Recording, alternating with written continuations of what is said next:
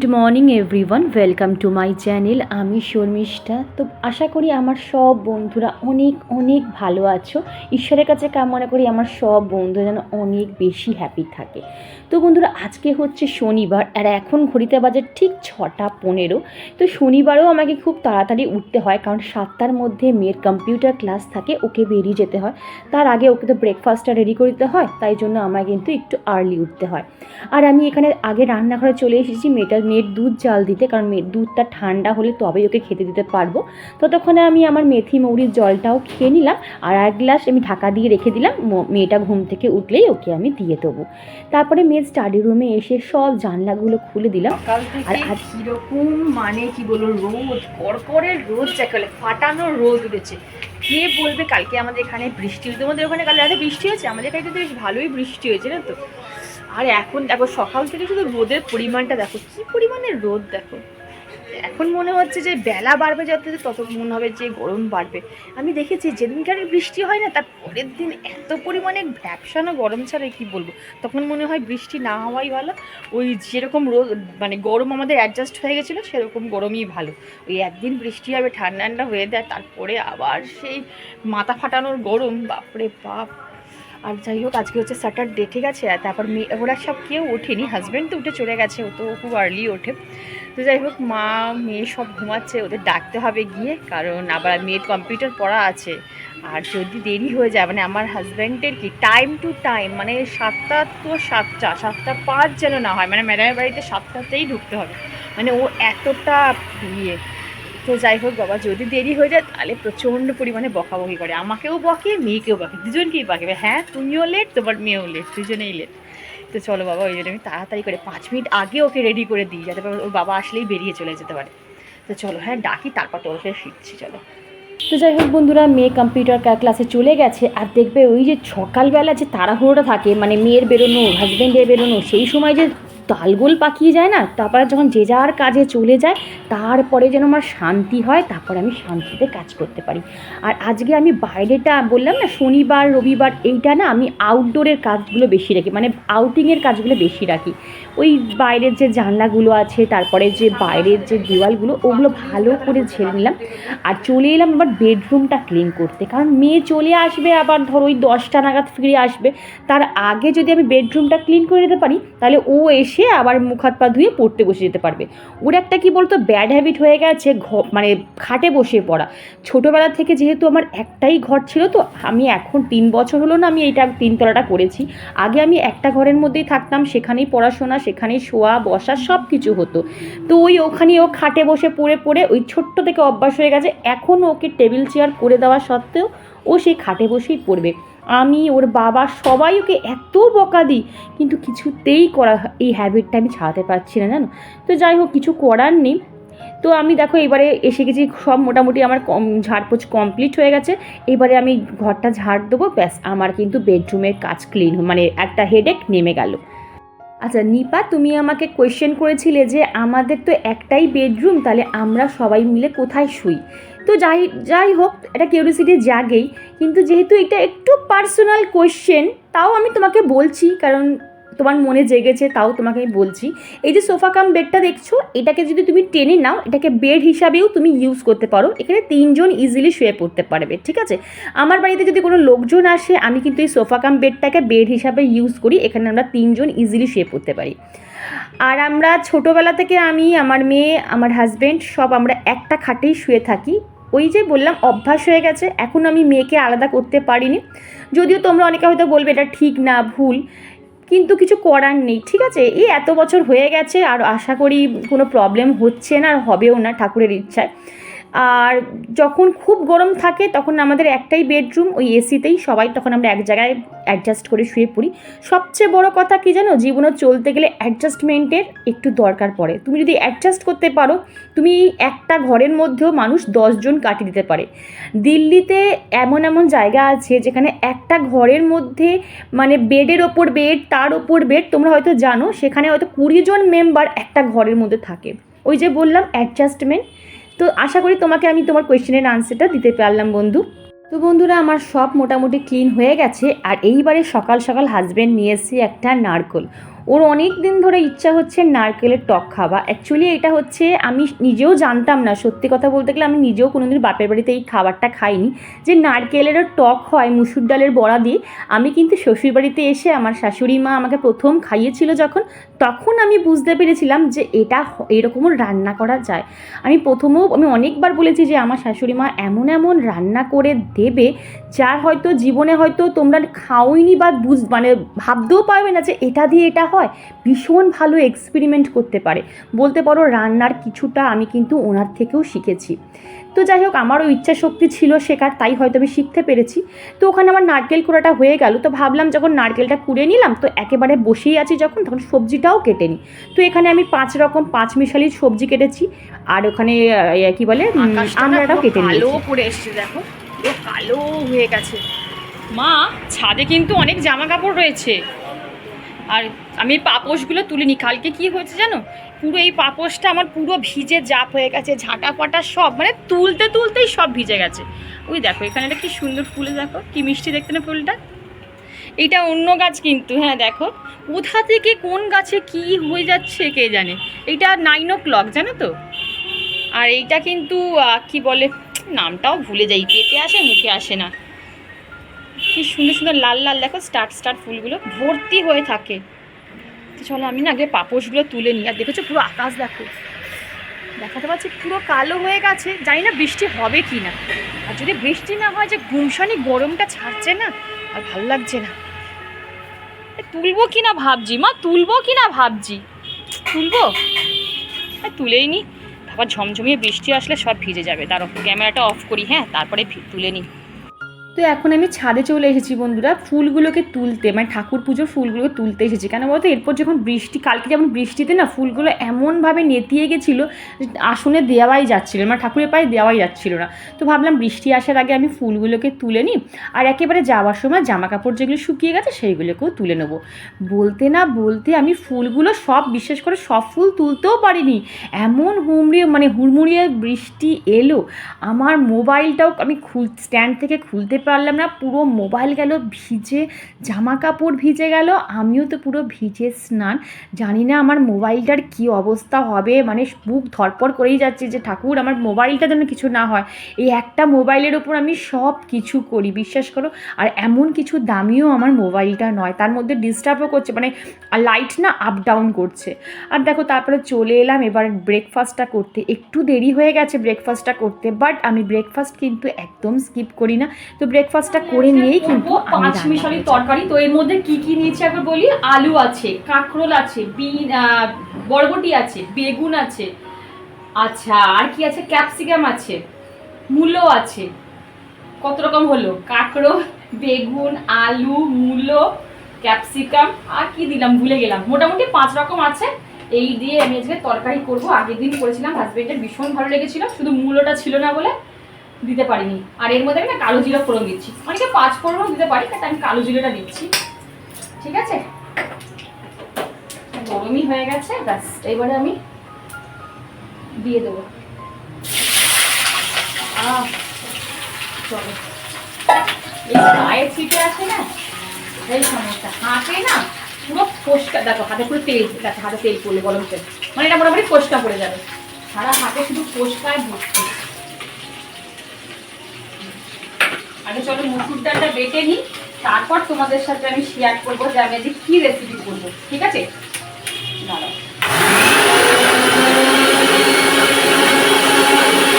তো বন্ধুরা, যে নারকেল আমি সকালে কুড়িয়ে নিয়েছিলাম, এইবারে এতটা জল লাগবে না যদিও, দাঁড়াও একটু জল ফেলে দিই। এবার এই গরম জলের মধ্যে আমি নারকেলটা দিয়ে দিচ্ছি। ঠিক আছে, এতটা যদিও টক লাগবে না, আর এইটুকু রেখে দেবো, আবার যদি চিংড়ি মাছের মালাইকারি করি তখন হয়তো দেবো।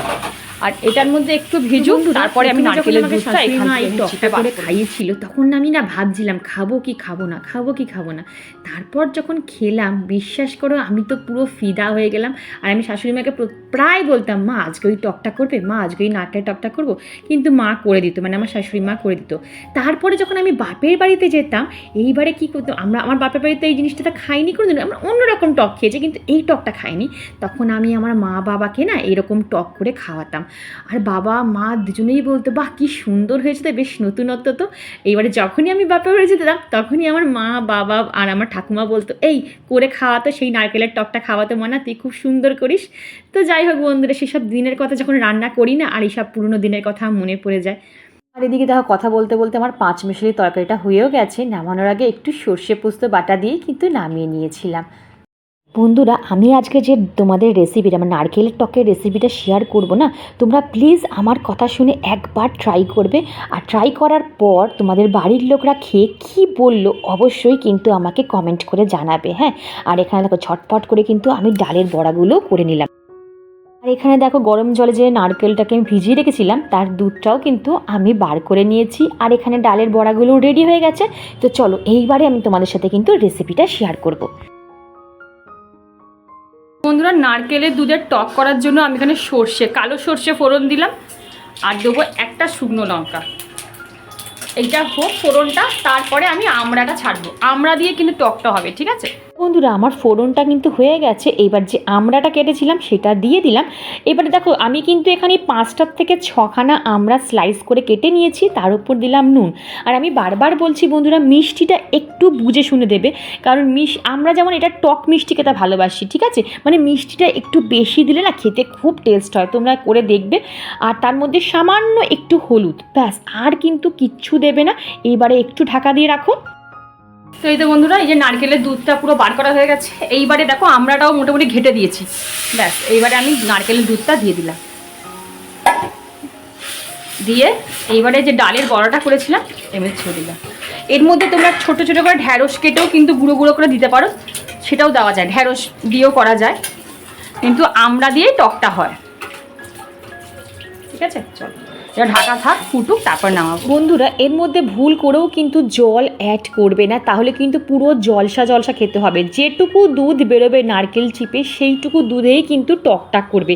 আমি এখানে একটা নারকেল কুড়িয়েছিলাম, যেটুকু দুধ বেরিয়েছে সেটা দিয়েই করেছি। তোমরা দেখেছো আমি কোনো রকম জল কিন্তু অ্যাড করিনি। আর করে দেখবে অসাধারণ টেস্ট আসবে। আচ্ছা মণিদীপা, তুমি আমাকে জিজ্ঞাসা করেছিলে যে আমার ইনস্টাগ্রামে কোনো আইডি আছে কি না। না বন্ধু, আমার ইনস্টাগ্রামে কোনো আইডি নেই। আর আমি সোশ্যাল মিডিয়াতে খুব কম পরিমাণে অ্যাক্টিভ থাকি, কারণ আমি আমার নিজের কাজে বেশি অ্যাক্টিভ থাকতে পছন্দ করি।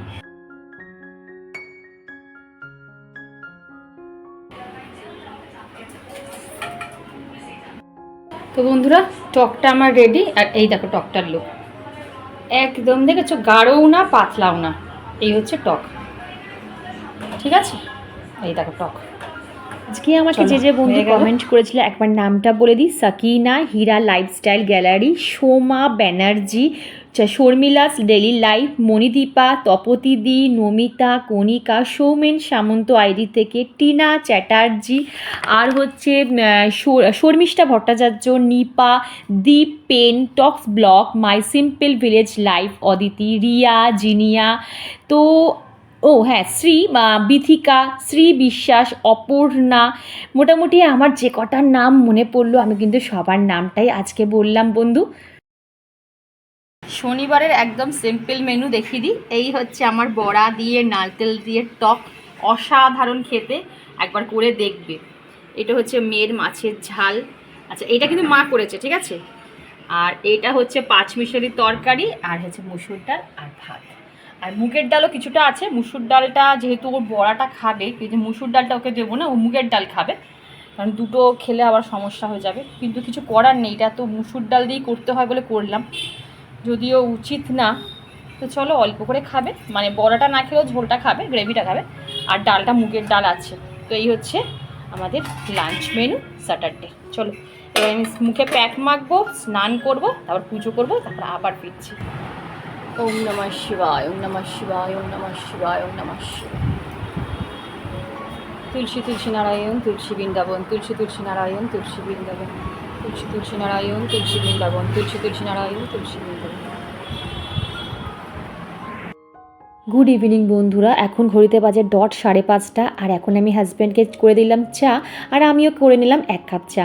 আর মা গেছে বাড়িতে, কি বলতো সপ্তাহে একদিন না মা বাড়িতে যায়, গিয়ে জানলা দরজাগুলো খুলে ঘরের ঝুলঠুলগুলো ঝাড়ে, কাচাকুচি যেগুলো থাকে সেগুলো করে।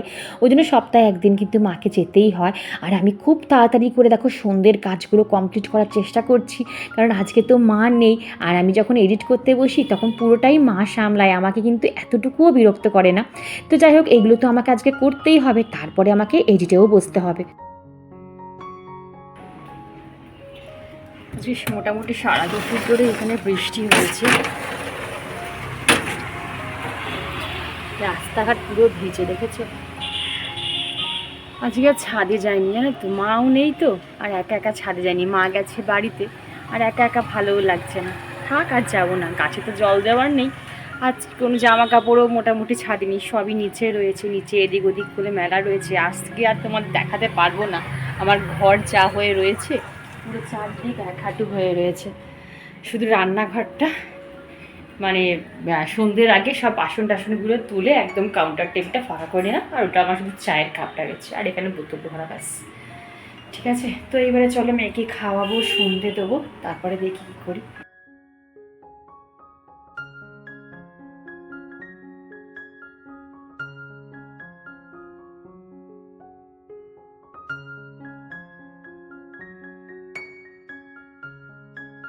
পুরো জলটা খাবি কিন্তু, জল এই মামা এখন ভুজিয়া খাচ্ছিস?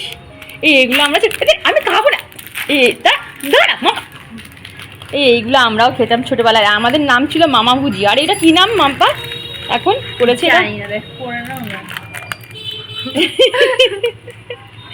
কিকো কিকো কিকো করেছে এখন। এগুলো খেতে কিন্তু খুব সুন্দর, মানে এক একটা নাকি এক এক রকম ফ্লেভার। লালটা একটু মানে রেড চিলি টাইপের, গ্রিনটা একটু ইন্ডিয়ান টাইপের, এটা হচ্ছে সল্টেড, এইরকম। চল তো, খুব বাজে মেয়ে একটা, সবসময় হাসে।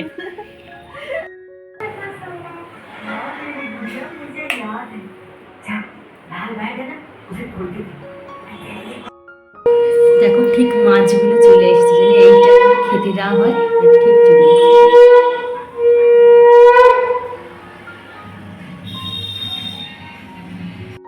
এই তো বন্ধুরা, সন্ধে ঠন্ধে দেওয়া কমপ্লিট, আর যা সন্ধেবেলা যা যাবতীয় কাজ আমি কিন্তু করে নিয়েছিলাম। ওই যে বিকেলবেলা একটু আর্লি কাজ শুরু করে দিয়েছিলাম, ওই জন্য জামা কাপড় পাট করা থেকে শুরু করে সন্ধে দেওয়া, মেয়েকে খাওয়ানো, চায়ের বাসন মাজা, ড্রাই ফ্রুট ভেজানো, সব কিন্তু আমার কমপ্লিট হয়ে গেছে।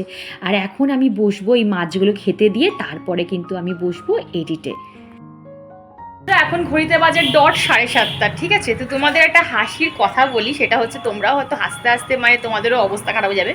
প্রথমে হাজব্যান্ড বললো আজকে ওয়েদারটা খুব ভালো আছে, ঠিক আছে, তোমার কিছু করতে হবে না রাতে অ্যারেঞ্জমেন্ট, আমি বাইরে থেকেই খাবার অর্ডার করবো। তো আমি তো ভীষণ ভালো, আমার মেয়ে তো ভীষণ খুশি, কারণ আমরা খুব একটা বাইরের খাবার খাই না।